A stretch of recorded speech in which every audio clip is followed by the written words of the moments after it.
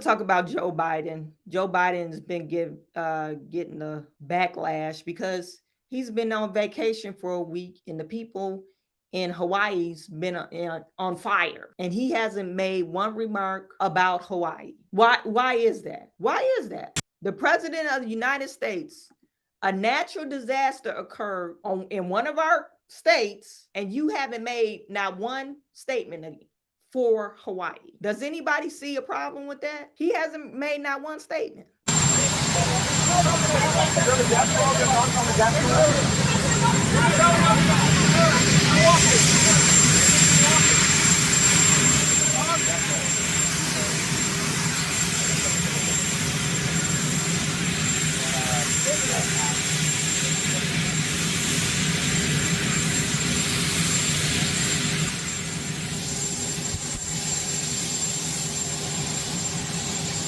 He walking just like an old man, somebody that's on their last leg. But he hasn't comment on Hawaii at all. You have everybody else trying to donate money, donate their time and resources.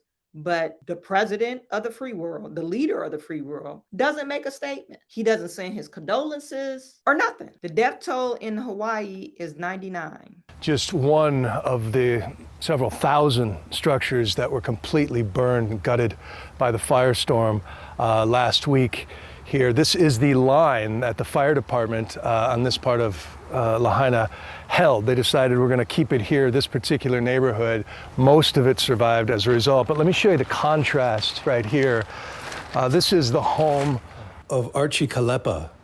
He is a legendary surfer, lifeguard, a Waterman Hall of Famer on Maui, a ninth generation Hawaiian family from the Lahaina area. And you can see what the spirit of ohana, or family, in the islands means, as everybody on Maui and from around the islands began flooding donations here.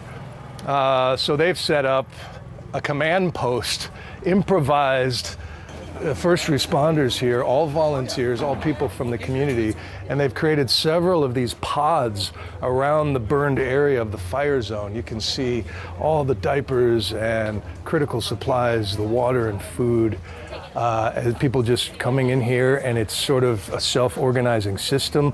Archie has great leadership experience as a lifeguard extraordinaire, and it's all coming to play right now. People trust him.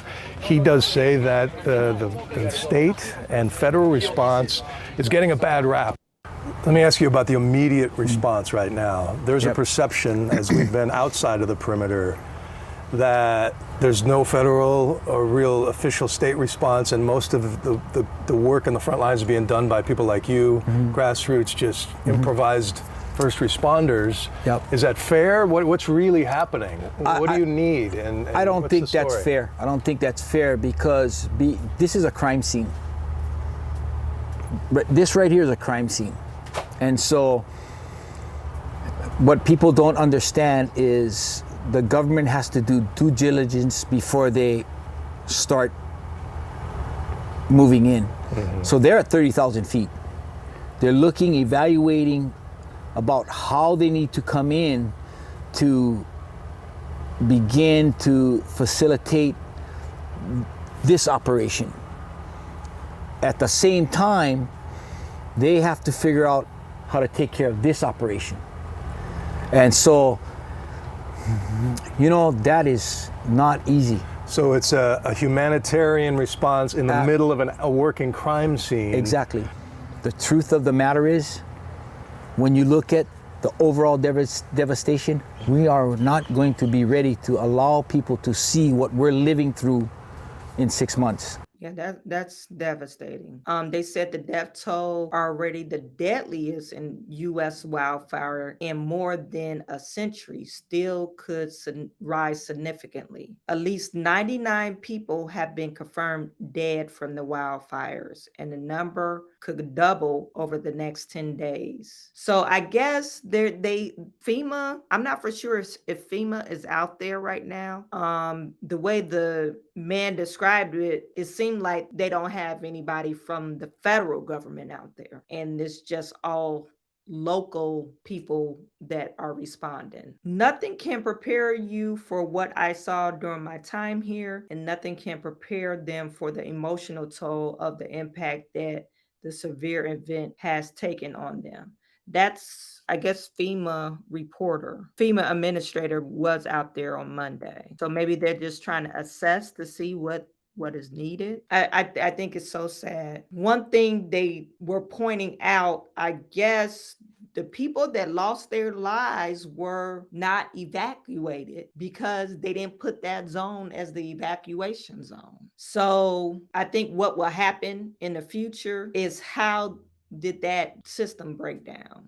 Okay, what was their criteria to say, okay, this zone evacuate or this area evacuate, and then these other people, they just let them stay in the house, So I think, and there's probably going to be some investigations that will come out of this, for so many people to lose their life.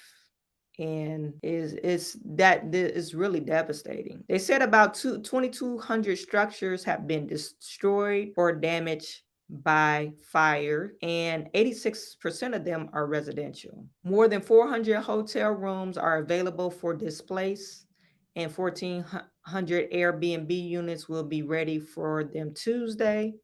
160 people are offering to share their house. We've already placed 222 families. I guess their power lines are off. Hawaiian Electric announced it has restored about 80% of their power, but they're saying lawsuits over power lines. Hawaiian Electric is facing lawsuits claiming the power lines blown over by high winds helped cause the destructive wildfire. Through an official cause has not been yet determined. So my heart and prayers go out to the people in Hawaii. I think it's sad. That is really sad. But like I said, your president of the United States have not responded to any of it. And if Donald Trump was president, Donald Trump would have visited them. He would have actually went out there, because that's the type of person he is.